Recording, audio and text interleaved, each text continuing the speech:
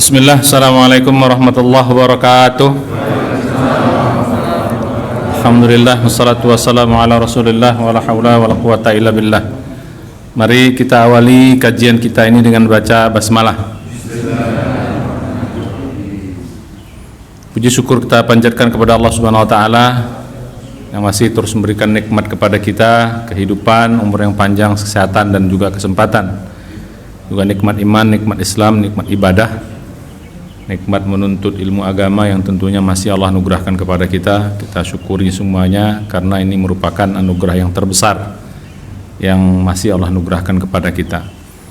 Mudah-mudahan dengan syukur kita terus beribadah, menjalankan perintah Allah, meninggalkan larangan-larangannya, dan mudah-mudahan kita saat dipanggil nanti kita dijadikan hamba yang husnul khotimah, sehingga kita bisa menjadi hamba yang sukses, bahagia dunia akhirat, amin ya rabbal alamin. Salawat dan salam marilah kita sampaikan kepada junjungan kita semua Nabi besar Muhammad sallallahu alaihi wasallam, dan juga kepada keluarga beliau, para sahabatnya, dan umat yang setia istiqomah ikuti sunnah beliau. Mudah-mudahan kita semua termasuk umat yang istiqomah, dan mudah-mudahan nanti di hari kiamat kita diberi kesempatan untuk bisa mendapat syafaat dari Nabi dan bisa masuk dalam surganya Allah, amin ya rabbal alamin. Bapak sekalian, ibu-ibu, para jamaah rahimakumullah, kaji kita lanjutkan pada minggu yang kemarin ya. Kita sudah bahas sedikit tentang hakikat kehidupan. Ini kita lanjutkan kaji kita. Dari hakikat ini kita pahami, kita hayati, kita yakini, harus begitu. Yang pertama kita pahami dulu, kemudian yang kedua kita hayati. Begitu sampai pada penghayatan muncul kesadaran. Begitu muncul kesadaran nanti akan muncul namanya keyakinan. Jadi gitu. Jadi prosesnya faham dulu. Faham itu ya mesti belajar, mesti mendengar, ya, mesti menganalisa, memahami. Setelah itu naik level. Setelah kita pahami, kita hayati, kita renung-renungkan. Ya paham saja nggak cukup, mesti direnung-renungkan sambil duduk, sambil mau tidur, ya, sambil berzikir. Nah, kita renung-renungkan. Dengan perenungan itu, jadi untuk bisa menghayati itu butuh perenungan yang panjang. Nah, cuman kadang-kadang memang manusia kita ini malas merenung. Dari dulu saya katakan, ya, kita ini makhluk yang paling malas merenung. Kalau kekuatan kita itu sampai pada hakikat itu harus merenung. Kalau nggak sampai pada merenung nggak dapat hakikat itu.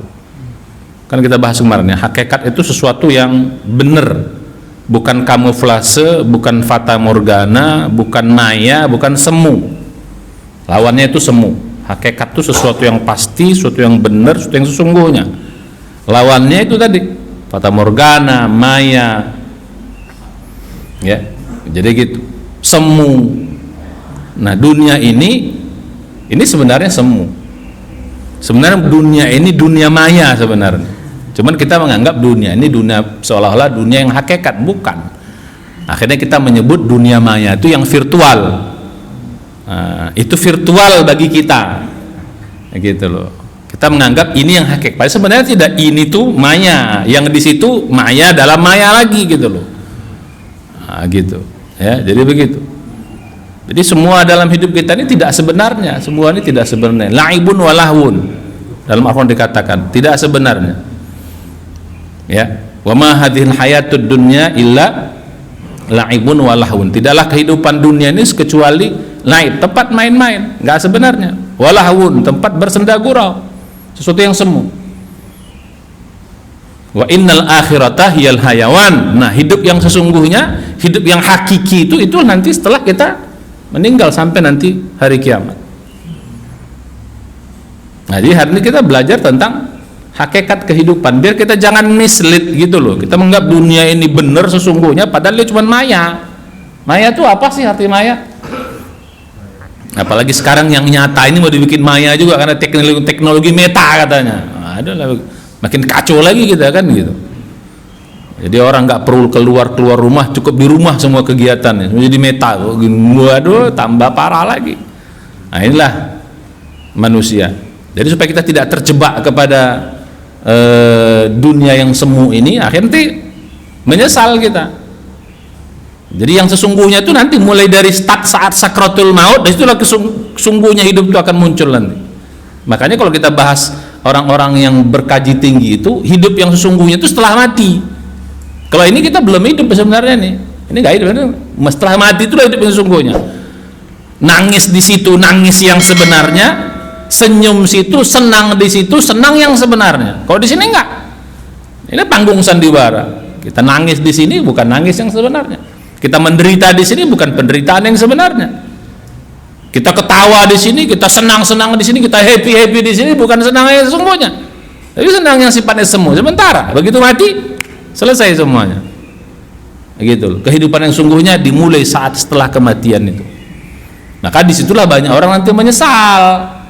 Kayak saya katakan yang kemarin, orang mau mati itu ya semuanya tobat, ya, kecuali orang-orang yang lulus, orang-orang yang tidak terpukau dengan kesemuan dunia ini. Nah, balik kita kemarin, pelajaran kita yang kemarin. Jadi kita mesti kita jadikan ini sebagai hakikat. Nanti kita ulang sedikit lagi, 3 ya. Jadi hakikat kehidupan itu 3. Dari hakikat ini masuk kita nanti kepada 3 prinsip. Nah setelah itu nanti kita bagaimana cara memaksimalkan prinsip-prinsip ini. Apalagi sebentar lagi mau Ramadan. Nah Ramadan ini kita bagaimana memaksimalkan 3 prinsip ini. Ya kita ulang sedikit lagi. Hakikat pertama kehidupan adalah apa? Tujuan hidup kita di muka bumi ini adalah ibadah. Itu hakikat kehidupan yang pertama. Tugas kita ibadah. Ya, ibadah dalam arti sempit maupun ibadah dalam arti luas. Ibadah dalam arti sempit ya sholat, puasa yang hablum minallah kita kepada Allah. Sholat, puasa, zakat, sedekah. Tapi sedekah itu bisa juga ada dimensi lainnya. Haji, umroh, baca Quran, zikir, kontemplasi. Itu kita namakan ibadah dalam arti sempit. Ibadah dalam arti luas, setiap ketaatan itu ibadah. Apapun ketaatan kita itu adalah ibadah. Setiap yang kita kerjakan sesuai dengan aturan Allah, kita kerjakan perintah Allah, itu ibadah. Kita meninggalkan larangan Allah, itu juga ibadah. Kita tidak mau berzina, kita tidak mau mencuri, kita tidak mau menzalimi, kita tidak mau nipu, kita tidak mau riba, kita tidak mau berjudi, kita tidak mau minum khamar, kita tidak mau makan babi. Itu ibadah. Gitu loh. Ya, itu ibadah, setiap ketaatan. Jadi ketaatan itu ibadah itu bukan hanya sekedar sholat saja. Ya, begitu ada orang menyodorkan khamar sama kita, tua, apa lagi lo? Kalau kita dulu kamput istilahnya, kamput, bir, apalah istilah. Sekarang vodka, wine, ya, kita nggak mau, itu ibadah, gitu loh.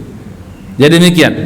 Jadi ibadah itu bukan hanya sekedar melakukan ketaatan, meninggalkan kejahatan pun, meninggalkan kemaksiatan, itu ibadah. Nah, ini taat dalam konteks ibadah yang kedua dalam arti umum. Nah inilah tujuan kita, ini hakikat yang pertama. Ini mesti kita tanamkan dalam diri kita. Saya katakan tadi, wa ma khalaqtul jinna wal insa illa, ini hakikat pertama. Jadi hidup ini bukan untuk main-main, bukan untuk cari makan saja, bukan untuk berkeluarga saja, bukan untuk senang-senang apalagi, dan juga bukan untuk sedih-sedih. Ada orang mengatakan, aduh menderitanya, kenapa aku diciptakan begini? Bukan untuk sedih-sedih hidup ini, tapi untuk ibadah kepada Allah Subhanahu wa taala. Ini hakikat yang pertama. Hakikat yang kedua, kita diciptakan Allah di muka bumi ini sebagai khalifah. Itu hakikat yang kedua. Hakikat kehidupan kedua, kita punya tugas sebagai khalifah. Kalau tadi tugas yang namanya tugas vertikal itu yang pertama, ini yang kedua, ini hakikat tugas horizontal. Kita diciptakan oleh Allah di muka bumi ini. Kalau yang pertama tadi jin kena di dalamnya, ikut. Tapi kalau di sini enggak, ini hanya manusia. Kalau ini pertama, malaikat pun juga. Malaikat itu kan ibadah saja kerjanya, taat terus.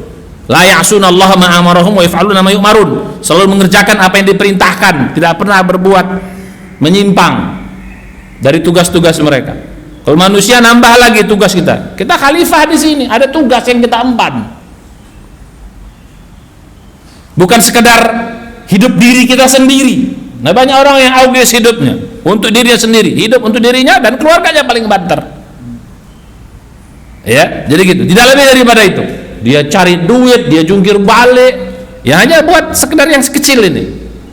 Dirinya, istrinya, atau suaminya, atau anaknya. Coba itulah, nggak lebih dari itu. Kadang-kadang untuk saudara pun malas dia. Bahkan kadang untuk orang tuanya pun mungkin nggak ada. Jadi gitu. Apalagi untuk abang adiknya, apalagi untuk sepupu, ponakannya, pamannya, apalagi yang lebih jauh lagi, tambah lagi. Ya, jadi dia menganggap hidupnya hanya untuk sekitar yang kecil itu. Tidak. Kita diciptakan Allah untuk seluruh makhluk.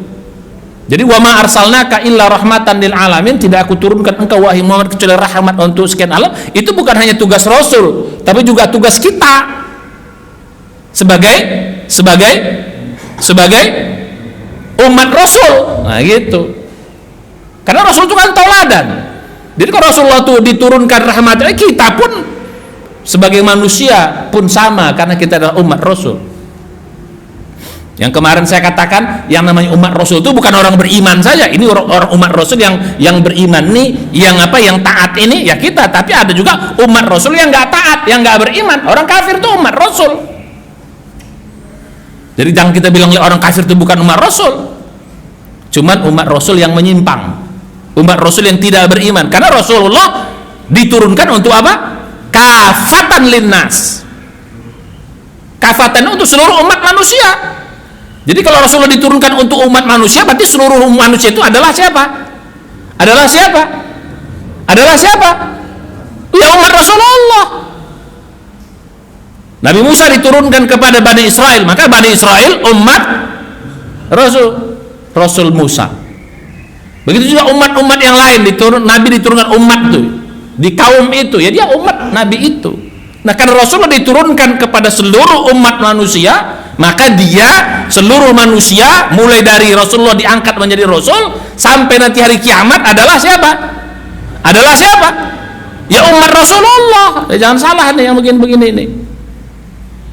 Cuman kita umat Rasulullah yang beriman, yang taat. Nah, mereka bukan umat Rasulullah mereka umat Rasul yang tidak taat. Nah, jadi balik pada tadi. Jadi kita punya tugas di sini, tugas vertikal. Tugas horizontal. Bukan hanya keluarga dan diri kita, maka kita harus yang kemarin kita bahas, wa'budullaha surat 36. Kalau tadi yang awal itu surat 51 ayat 50, ini surat 36 dari surat 4 ayat 36 An-Nisa. Wa'budullaha wa la tusyriku bihi syai'an wa bil walidaini ihsanan, kepada orang tua, wa bidzil qurba, kepada keluarga dekat, wal yatama wal masakin, wal jari zil qurba wal jaril junubi was sahibi bil jambi wa bani sabil wa ma malakat aymanukum. 9. Ini bukanlah kan dalam hadis yang lain, dalam ayat lebih luas lagi. Jadi hidup kita bukan untuk diri sendiri, kita pemimpin, minimal memimpin diri sendiri, habis itu memimpin keluarga, habis itu memimpin masyarakat, habis itu memimpin suatu kaum atau suatu negeri. Jadi gitu. Nah, cuman sayang banyak orang tidak menjalankan tugasnya dengan baik. Dia menganggap ya, kalaupun dia memimpin, bukan memimpin dalam rangka ibadah, tapi memimpin dalam rangka untuk dirinya juga gitu loh. Nah, jadi tugas kita ini seperti itu.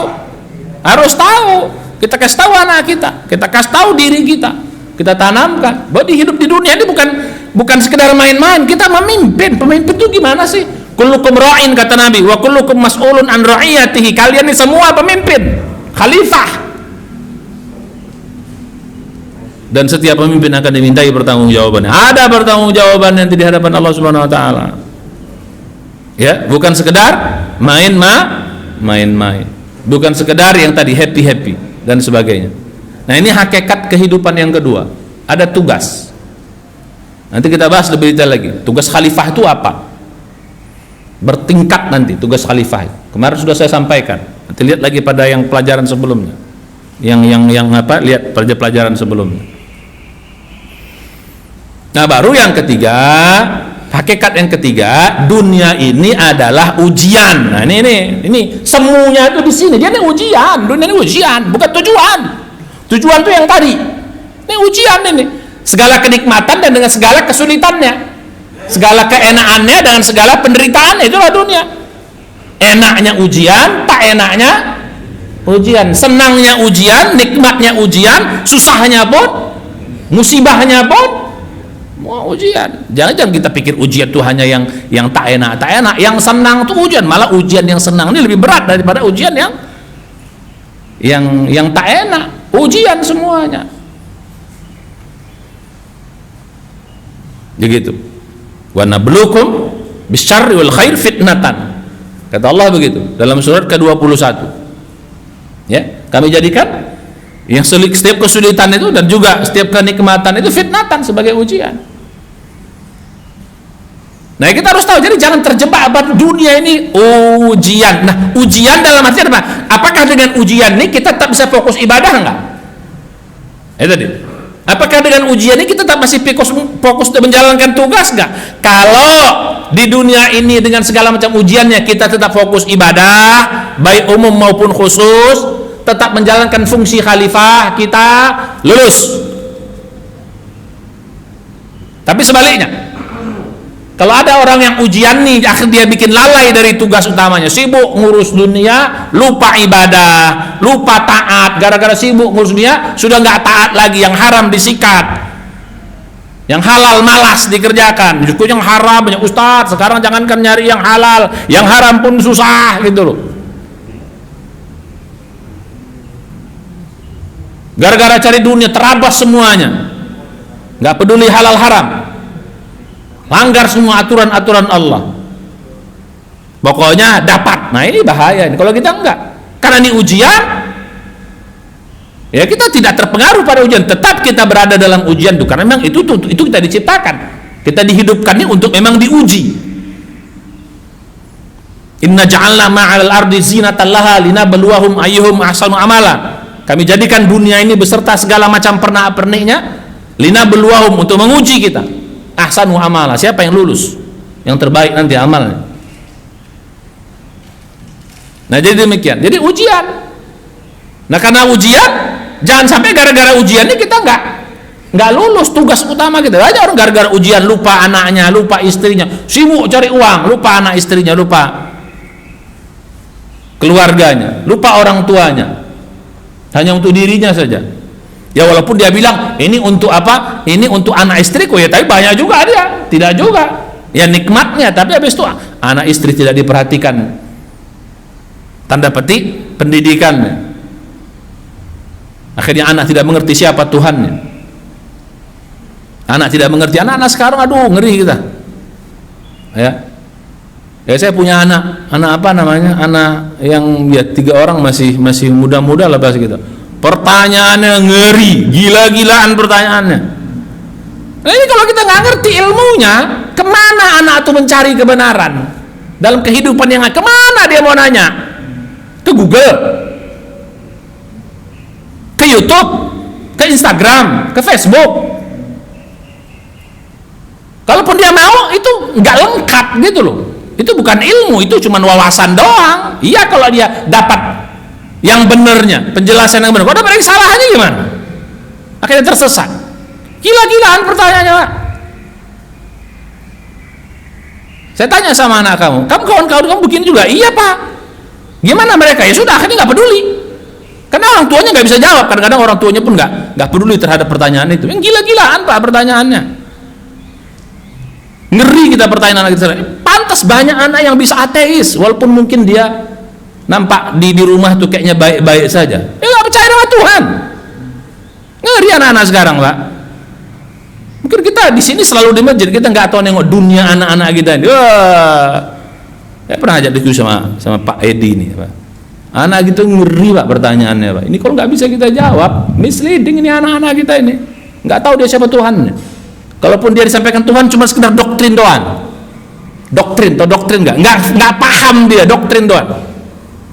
Ya Tuhan ya Allah, ya itu Allah, ya tahu aja dia, tapi nggak masuk ke dalam jiwanya, doktrin doang. Lihat baru-baru ini ada orang yang banyak sekarang udah kawin, ya Allah, kawin beda agama. Apa sih arti agama? Wah, ya begitu. Ada yang percaya Tuhan, nggak percaya agama, namanya agnostik jadi akhirnya. Bukan ateis ya, kalau ateis itu tidak percaya Tuhan, agnostik, tidak percaya agama. Akhirnya kan dibombardir, agama itu bikin rusuh, agama itu bikin orang berantem, agama itu bikin akhirnya begitu. Percaya Tuhan ada, tapi tak percaya agama. Ngeri kita ini. Kita harus sadar kita dulu. Jangan kita merasa enak, mati kita, nauzubillah, belum tahu generasi kita, belum lagi dengan ujian yang seperti ini. Ekonomi mulai ya hancur-hancuran dan lain sebagainya, tambah lagi nauzubillah summa nauzubillah. Maka kita harus paham.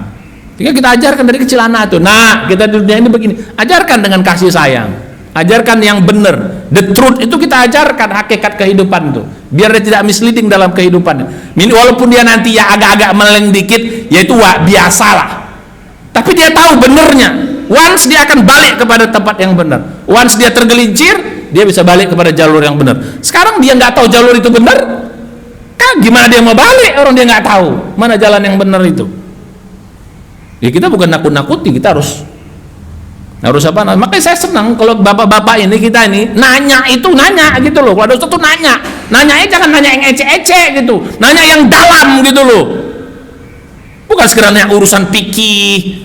Tanya fikih, kalau kita puasa nanti kalau tesel air batal enggak? Itu iya, itu udah jangan nanya yang begitu-begitu lagi lah. Itu level anak-anak pertanyaan itu. Nanya coba apa sekarang? Pertanyaan anak sekarang gila-gilaan, Pak. Coba masuk kita dalam dunia anak muda kita sekarang. Tentang agama ya. Tentang Tuhan, tentang alam semesta, tentang jiwa, tentang ruh, tentang pikiran. Wah, ngeri-ngeri pertanyaannya. Ya kalau kita nggak punya ilmu itu, ya udah kayak gitu aja lah pokoknya. Bapak pun nggak tahu itu. Jangan kau bikin pusing bapaknya pusing, udahlah sholat dulu ke pokoknya. Nah, ya bisa nak sekarang kita jawab kayak gitu. Dulu bisa kita kayak begitu, sekarang nggak bisa nah itu. Kenapa begini? Kenapa gini? Kok nggak begitu? Kok begitu? Itu pertanyaan, dan pertanyaan itu sangat mendasar sekali. Kenapa Tuhan bikin orang kafir? Kenapa nggak dibikin beriman aja semuanya? Kenapa ada teroris? Kenapa ada kejahatan? Kenapa ada orang lahir cacat? Untuk apa Allah menciptakan alam semesta ini kalau banyak orang rusuhnya? Pertanyaan ini gimana jawabnya? Untuk apa Allah ciptakan alam semesta ini kalau banyak rusuhnya? Saya tidak ingin dilahirkan di muka bumi ini. Kenapa saya harus disuruh kayak gini? Begitu lah pertanyaannya. Mana kita jawabnya? Emang saya milih hidup? Katanya begitu. Kenapa saya harus begitu? Jigra kepala kita apa kalau kita nggak paham ini? Anak-anak muda sekarang, makanya kita harus juga belajar gitu loh. Belajar kita, bertanya juga. Apa yang menjadi keraguan kita tanya, jangan dipendam juga. Saya senang kalau ada jamaah-jamaah itu nanya itu kritis gitu. Kita jadi ustadz pun jadi mikir gitu loh. Betul sami'na wa ata'na itu betul, tapi perlu kita pendalaman gitu. Biar ustadz itu juga mikir. Jangan tanya yang cemen-cemen lagi, ya bab fikih oke. Tapi jangan sampai itu terus pertanyaan dulu, itu aja pertanyaannya. Kalau kita puasa terus tiba-tiba bangun gitu loh, udah apa namanya, udah lagi azan, boleh minum nggak? Ya itu bab fikih oke, tapi itu nggak bikin orang tergelincir gitu loh Pak, nggak bikin orang tergelincir itu. Tapi kalau pertanyaan-pertanyaan yang saya bilang tadi itu bisa bikin orang kafir, bisa bikin orang nggak percaya agama, bisa bikin orang nggak percaya Allah. Ya ini sedikit ke sana. Nah, jadi mari kita balik lagi. Nah kalau udah prinsip ini kita tanamkan, yang lain tuh ngikut gitu loh. Yang lain tuh ngikut.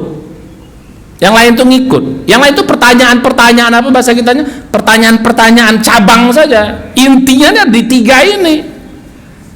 Nah kita hidup ini diciptakan Allah. Ini bisa nanya deh, gimana cara Tuhan menciptakan kita? Bisa aja begitu pertanyaan itu nanti. Wah itu bisa ngerti juga kita menjawabnya nanti.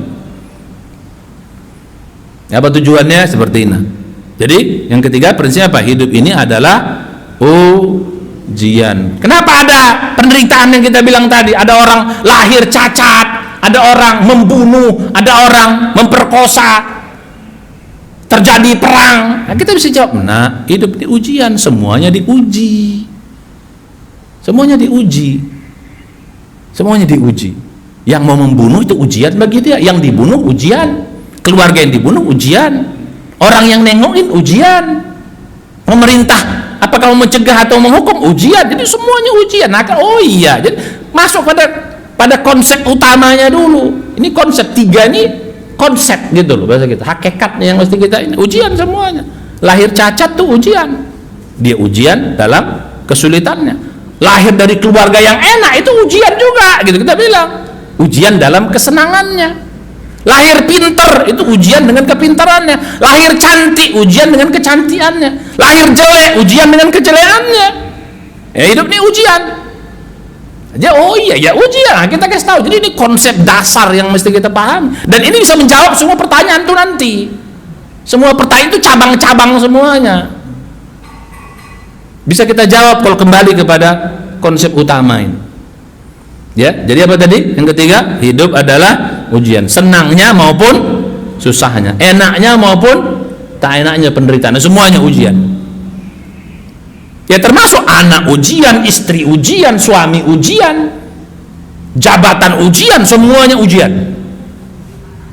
Apakah dengan ujian itu kita bisa tetap fokus apa tadi? Ibadah, atau yang kedua tetap kita menjalankan fungsi kemanusiaan kita atau fungsi kekhalifahan kita? Nah sekarang masuk kita pada level berikutnya. Nah masuk kita pada prinsip dari apa? Dari hakikat tadi atau konsep tadi masuk kita pada prinsip. Apa prinsipnya? Nah 3 prinsip Pak. Prinsip yang pertama, nah ini tapi lanjutan tadi. Mulai sekarang fokuslah kita dalam hidup ini pada tujuan dan tugas kita. Fokus saja. Pikiran kita, hati kita fokus kepada satu, fokus pada ibadah, 2, fokus pada tugas khalifah. Fokus itu. Kalau kita fokus kepada tugas kita dan tujuan hidup kita, nanti ujian ini Allah mudahkan. Nah gitu. Kompensasinya Allah mudahkan dunia ini. Allah mudahkan kita cari makan, Allah mudahkan kita ngurus rumah tangga kita, Allah mudahkan pergaulan kita, Allah mudahkan kita mencari, Allah mudahkan semua nih. Allah mudahkan kita menghadapi musibah-musibah, termasuk Allah mudahkan sekali kita untuk mendapatkan kenikmatan, mudah. Maka sekarang fokus pada tugas kita. Ibu-ibu fokus di rumah pada tugasnya. Suami mau kawin lagi urusan dia, fokus pada tugas kita. Ada urusan. Oh ini ujian kok, apa rupanya urusan? Jangan takut Bu, fokus, lihat nanti Allah kasih kemudahan semuanya, seperti saya sampaikan sebelumnya. Jadi fokus pada apa? Fokus pada apa tujuan kita? Ibadah. Apa yang kedua? Fokus pada berbuat kebaikan di muka bumi ini. Fokus pada berbuat kebaikan. Tugas khalifah itu berbuat kebaikan, nanti dengan segala macam tingkatan. Fokusnya di situ. Nanti Allah mudahkan semua itu. Jadi dunia, jadi siapa yang fokus kepada tugas dan tujuannya, nanti Allah mudahkan ujiannya. Ini menjadi prinsip. Tapi sebaliknya, orang yang sibuk dengan fokus pada dunianya, dia capek dalam dunianya, tapi ibadahnya, tugasnya terbengkalai. Nah, itu gitu Pak. Jadi kalau saya bilang kemarin, kita fokus dalam ibadah ini, dunia ini dimudahkan. Fokus pada tugas kita tapi kalau kita fokus pada dunia, ini kita capek, ini terbengkalai, mati, selesai. Jadi mulai sekarang saya katakan, kalau kita capek dalam kehidupan ini, capek kali ngurus anak Ustaz, capek kali ngurus suami saya Ustaz, kita capek cari makan, capek kita ini, hati-hati. Berarti jangan-jangan selama ini kepala kita fokus apa? Mungkin kita ibadah Pak, mungkin kita sholat, mungkin kita ngaji, mungkin kita berzikir, mungkin kita baca Quran,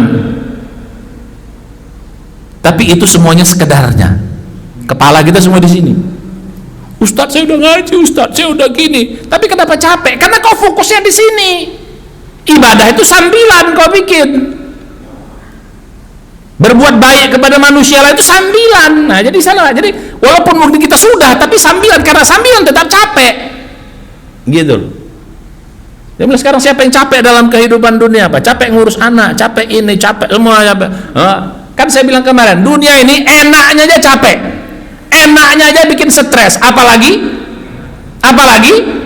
nggak enaknya. Itu orang-orang kaya itu stres sebenarnya Pak. Cuman kita nggak tahu, cuman maka dia tutupi stres itu dengan poya-poya. Ini anak-anak muda sekarang, oh teman saya kok senang happy, itu sebenarnya dalam rangka menutupi kegersangan jiwanya. Allah bilang dalam Al-Quran, dia dalam surat Al-Ma'arij surat 70 ayat 19 dan seterusnya sampai ke bawah. Innal insana khuliqa halu'a idza massahu syarru jazu'a wa idza massal khairu manu'a illal musallin, dan seterusnya.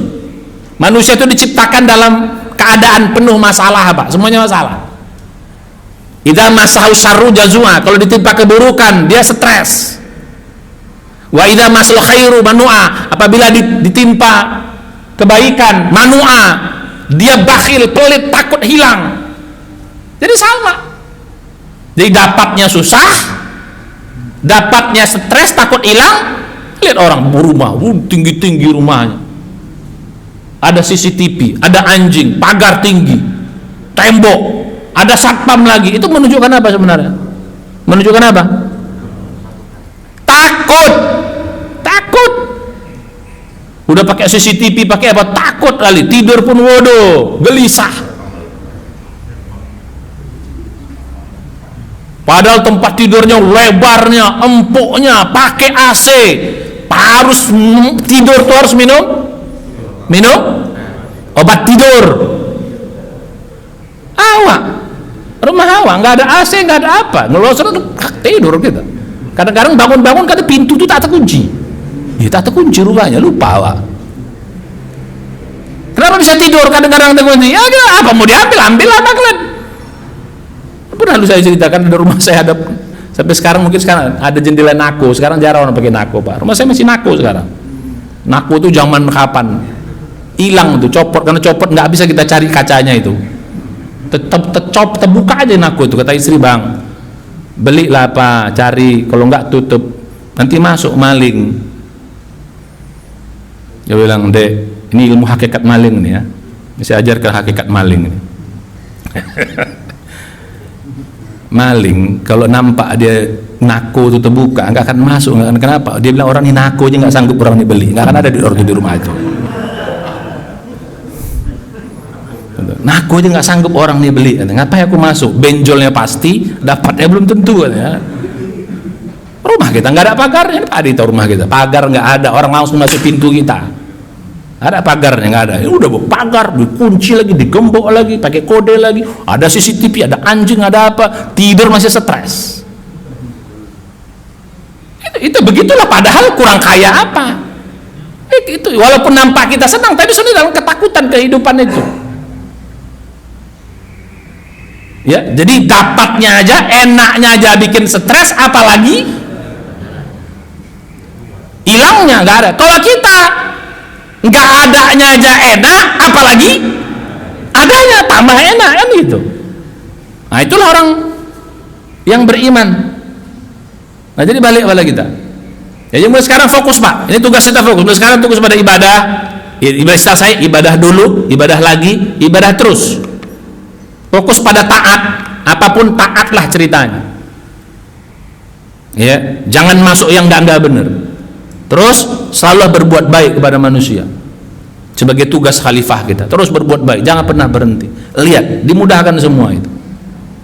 Dimudahkan dunia. Tapi sebaliknya, orang yang fokus pada dunianya, lalai ibadahnya, capek dalam dunianya walaupun enak, apalagi susahnya, ibadahnya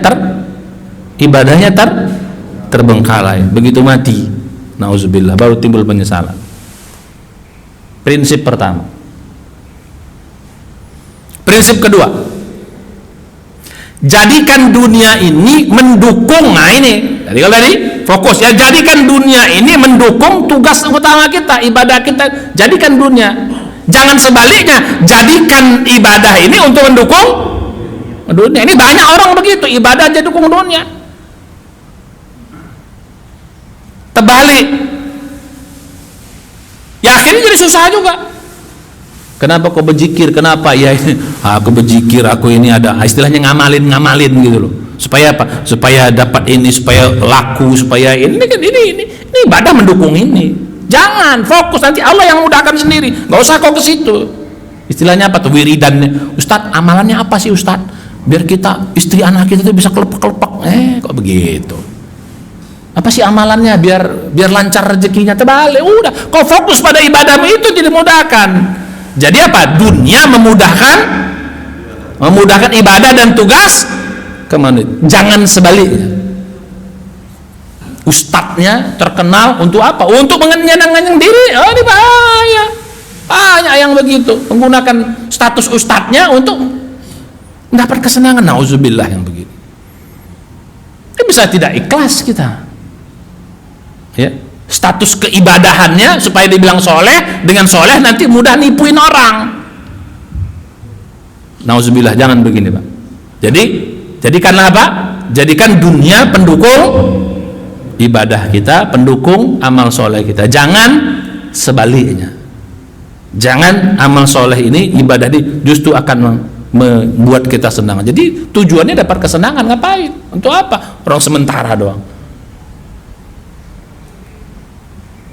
Kan begitu Allah katakan, barang siapa yang tujuannya mencari ridho Allah, tujuannya mendapat akhirat, dapat dia dua-duanya. Tapi barang siapa yang tujuannya hanya mencari dunia, dunianya belum dapat, akhiratnya hilang. Man kana yuridu hartsal akhirati nazid lahu fi hartsihi wa man kana yuridu hartsad dunya nutihi minha wa ma lahu fil akhirati min nasib.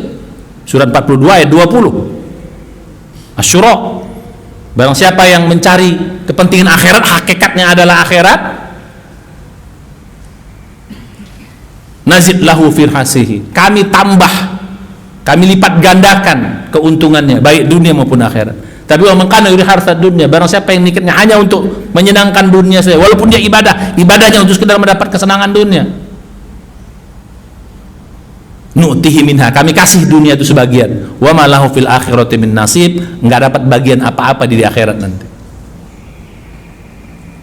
Jadi mulai sekarang jadikan dunia, dapat duitnya buat apa? Kita cari duit buat apa Pak? Untuk ibadah. Untuk apa? Berbuat baik kepada manusia lain. Kita cari ilmunya buat apa ya? Ilmunya buat lagi buat ibadah. Apa saja. Kita cari jabatannya untuk apa? Untuk banyak orang tidak, justru mencari jabatan digunakan untuk ibadah, gunakan untuk mencari jabatan. Nauzubillah. Sebelum dapat kursi sibuk baca ayat kursi, begitu dapat kursi lupa kursinya. Nauzubillah. Banyak begitu Pak, karena tujuannya untuk itu. Makanya sebelum dapat, getol banget ya. Itu kan banyak, itu fenomena umum Pak di kita. Sebelum dapat, ya Allah, rajin ke masjid, rajin. Tapi begitu dapat, itu menunjukkan apa? Berarti ibadahnya untuk dunianya. Karena begitu dia dapat dunianya, udah begitu target udah dapat, ya lupa lagi lah. Tapi kalau kita tidak, justru dengan ini dimudahkan. Gak ada masalah, dapat kita dua-duanya. Yang dulu pepatah dulu, barang siapa yang menanam padi pasti rumput tumbuh. Barang siapa yang menanam rumput, jangan harap padi itu tumbuh.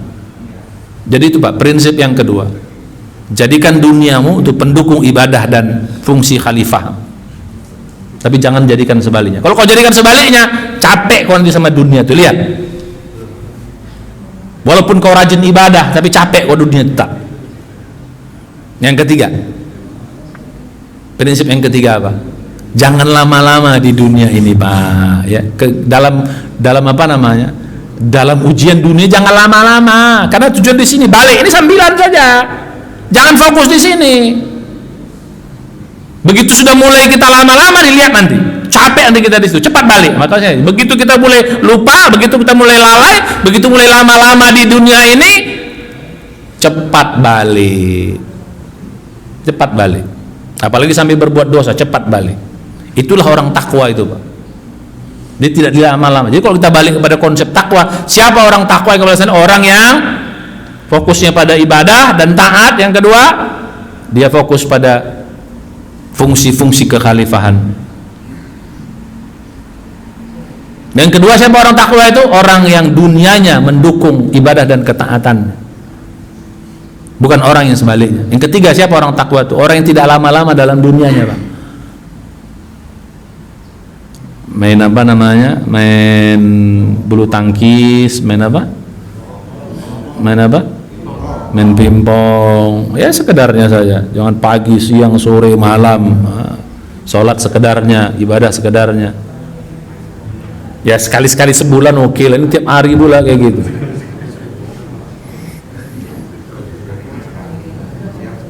Ya, ini Pak Pak Edi, Bang Caca. Ya, jadi begitu. Jadi jangan lama-lama, balik Pak coba. Karena kok lama-lama hati kita nanti jadi terpengaruh di sini. Jadi prinsip ketiga, jangan lama-lama. Sekedar balik. Makanya sholat itu mengingatkan kita supaya jangan lama-lama di dunia itu. Sholat, zikir, itu supaya kita jangan lama-lama di situ. Enak-enak tidur, azan subuh. Kau ibadah, kau hidup kau nih bukan untuk tidur aja. Setelah syuruk baru kita apa? Mulai enak-enak kita kerja, datang asar, datang zuhur. Allahu Akbar, Allahu Akbar. Makanya azan itu harus dikencangkan supaya apa? Supaya setan itu lari. Yang kedua supaya yang lalai-lalai ini ingat cepat gitu loh. Maka diingatkan, Allahu Akbar, Allahu Akbar. Woi, Tuhan itu maha besar, semuanya kecil. Kan kira-kira begitu. Tuh gunanya kenceng-kenceng. Kalau azan nggak kedengaran, siapa? Setan yang nggak lari. Walaupun suara itu tak enak apa, tetap setan itu bahkan kan lebih kencang larinya setan tuh. Kalau suara itu tak enak, tambah lari, geri kali suara, tambah lari setan tuh. Ya kalau mendayu-dayu kan, orang tidur pun makin tidur kan gitu. Nah jadi balik kepada kita. Jadi fokus kepada kita ini. Nanti Allah mudahkan semua. Allah mudahkan. Jadi jangan lama-lama. Jadi jangan lama-lama di dunia. Apalagi bikin dosa, cepat. Harus cepat balik. Jadi 3 prinsip. Apa prinsip pertama? Fokus pada ibadah. Ibadah lagi, ibadah dulu, ibadah terus. Taat lagi, taat terus, dan seterusnya. Berbuat baik kepada manusia juga begitu. Yang kedua, apa prinsip yang kedua? Apa prinsip kedua? Jadikan dunia untuk mendukung uang kita, keluarga kita. Jadikan istri kita, anak kita, mendukung ibadah kita, mendukung fungsi kekhalifahan kita, ilmu kita, harta kita, jabatan kita, titel kita, apa lagi? Ketenaran kita. Kalau kita terkenal, nggak apa-apa jadi orang terkenal Pak, tapi terkenal itu untuk menyadarkan orang banyak, bagus. Kalau orang-orang terkenal itu yang dakwah kan cepat masuknya. Kalau kita kan siapa nggak dikenal gitu. Bagus tuh youtuber tuh bagus. Tapi untuk apa youtuber tuh? Untuk fungsi ibadah, menyadarkan orang dan fungsi kekhalifahannya. Bukan sebaliknya untuk nengok apa namanya? Nengok apa istilahnya? Berapa subscriber? Habis itu berapa dapat duitnya? Nauzubillah. Ya, jadi gitu. Konten-konten ibadah dibikin supaya apa? Supaya orang sadar, bukan konten-konten ibadah supaya apa? Dapat subscriber, habis itu dapat uang. Terbalik ini. Ini justru ibadah bikin untuk dapat dunia, jangan. Jadi gitu. Itu yang kedua. Nah, yang ketiga, jangan lama-lama dalam permainan dunia ini. Cepat balik. Kalaupun ada di dalamnya banyak berzikir di situ, Pak. Nah, biar kita jangan di situ. Maka istilah saya dulu, Bapak tahu nggak? Kalau kita nih ikan, Pak. Ya, dengan kita ibadah ini kita berada di air terus. Begitu kita keluar, ya ikan itu kalau keluar dari ke darat itu harus cepat apa dia? Cepat balik. Kalau nggak mati tidak di situ. Kalau nggak mati, makanya kita ini kan begitu kita berdalam konsep ibadah ini kita berasa dalam air terus, hidup hati apa. Tapi begitu kita di dunia seolah-olah kita keluar dari air itu. Jangan lama-lama di situ, balik lagi ke air. Mati kita nanti di situ.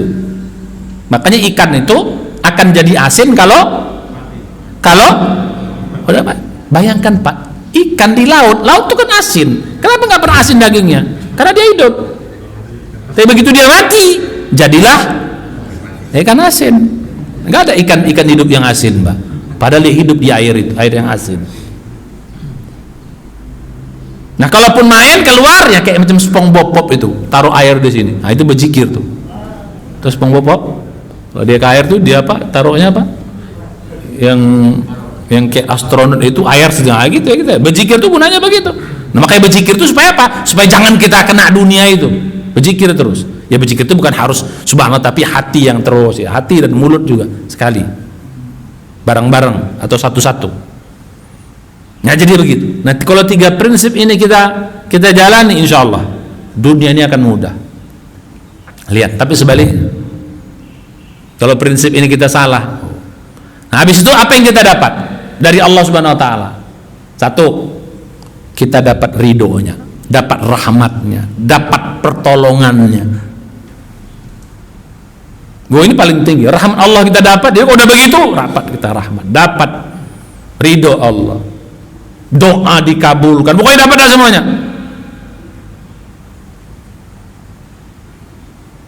Dua, kita dapat apa?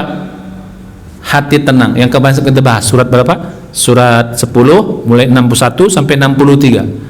Ala inna awliya Allah la khaufun alaihim wa lahum yahzanun alladzina amanu wa kanu yattaqun lahumul busyra fil hayatid dunya wa fil akhirah la tabdila li kalimatillah dzalika huwal fawzul azim. Ya. Siapa aulia Allah itu? Itu orang yang tidak ada ketakutan, tidak ada kesedihan dalam hidupnya, diberi ketenangan. Lahumul busra fil hayatid dunya, selalu bahagia di dunia dan akhirat. Bukan hanya di dunia, di akhirat. Jadi tenang, tidak ada rasa takut, damai hidupnya. Dua. 3 pada selalu dimudahkan kehidupan dunia kita. Begitu kita dapat dunia, nyari dunianya dimudahkan, udah dapat dimudahkan kita untuk mengelolanya. Banyak orang enggak, nyarinya susah, begitu dapat tambah susah, takut kehilangan. Kita dapat, dicarinya mudah gitu. Cari ilmu diberi kemudahan, dapat tidak bikin kita sombong, dapat tidak bikin kita takut. Cari harta juga gitu, dapat mudah nyarinya. Yang istilah saya kalau orang mencari harta, kalau kita apa? Menjemput rezeki. Dapatnya nggak bikin kita takut, itu bersedekah, jadi ibadah lagi kok. Gak takut kita hilang. Dapatnya tak bikin tenang kita, nggak bikin kita sombong. Jadi mudahkan dunia kita, dimudahkan kita nanti dalam berumah tangga, dimudahkan kita nanti mengelola keluarga kita. Ibu-ibu mudah hati anak-anak itu kita didik. Nggak usah takut bersama suami, suami pun mudah jinak suami sama ibu-ibu itu, lihat nanti. Jadi gitu. Kita juga sebagai suami, ya tidak sulit kita mengelola istri kita, anak-anak kita. Istri manut, ya cerewet-cerewet sedikit biasalah. Nggak sakit, ini sakit kepala kita kadang-kadang. Udah di luar kita sakit, sampai ke rumah tambah sakit, tambah sakit. Semuanya. Sehat kita nikmat, sakit kita pun nikmat, dimudahkan semua. Yang saya bilang tadi, tidak enaknya aja enak, apalagi enaknya. Itu yang ketiga, dimudahkan semua. Yang keempat, yang paling ini, insya Allah kita matinya husnul khatimah. Karena lulus ujian. Orang yang begini orang lulus ujian, Pak. Ini lulus ujian. Begitu. Baru yang kelima, kita bahagia di akhirat, mendapat nikmat akhirat. Karena husnul khatimah, di kubur dapat nikmat kubur, di akhirat hisab mudah melewati, akhirnya masuk dalam surga. Inilah orang yang lulus ujian. Siapa ini? Inilah orang takwa. Jadi orang takwa itu orang begitu, Pak. Jadi siapa orang takwa itu? Orang yang tadi apa? Fokusnya sudah ibadah, selalu taat dalam hidupnya. Yang kedua, siapa orang takwa itu? Orang yang sudah menjalankan tugas-tugas kemanusiaannya. Orang takwa itu bukan soleh sendiri, Pak, tidak. Orang takwa itu selalu berbuat baik kepada manusia lain, baik kepada anak, baik kepada istri, baik kepada suami, apalagi kepada orang tua, kepada keluarga, kepada kawan, kepada tetangga, kepada manusia lain. Itulah orang takwa. Nah, yang tiga, orang takwa itu orang yang nggak lama-lama dalam dunia. Begitu dunia cepat dia selalu ingat ibadah lagi. Insya Allah. Nah, sekarang bagaimana kita memaksimalkannya? Memaksimalkan yang nomor 1, memaksimalkan yang nomor 2, memaksimalkan yang nomor 3. Ini 3 prinsip tadi, ada cara maksimalkannya. Bagaimana bisa maksimal kita? Konsep yang pertama, biar hidup ini fokus ibadah aja. Bagaimana itu? Yang kedua, bagaimana kita bisa hidup ini fokus kita terus beramal soleh sebagai fungsi khalifah. Yang ketiga, bagaimana cara mengelola dunia ini. Nah, ini ada cara treknya, Pak, mengelola dunia ini. Ini kan tadi baru prinsip besarnya, bagaimana cabang-cabangnya? Itu insya Allah kita lanjutkan pada bulan puasa nanti. Maka puasa jangan libur, Pak. Libur nggak kita sini? Terus, puasa ini bulan ilmu. Justru bagaimana puasa ini maksimal, ya, begitu. Keluar dari sini kita semua menjadi orang-orang yang lulus ujian. Itulah orang yang bertakwa. Insya Allah. Saya kira demikian, mudah-mudahan bermanfaat. Mari kita baca hamdalah dan doa untuk majelis. Subhanallah, hamdika, syada ila anta, astagfirullah. Assalamualaikum warahmatullahi wabarakatuh.